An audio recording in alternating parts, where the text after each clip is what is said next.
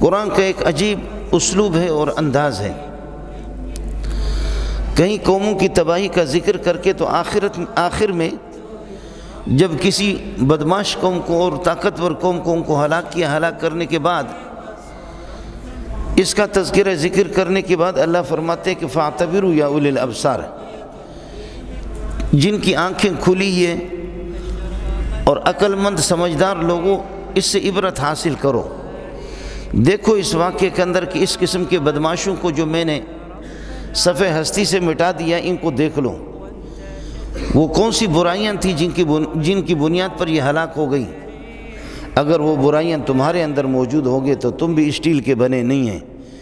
جیسے ہڈی گوشت کے وہ بنے ہوئے تھے، ان کو جیسے کہ تباہ کر دیا، تو آپ بھی اسی طریقہ پر، پھر آپ بھی نبی زادہ نہیں ہیں.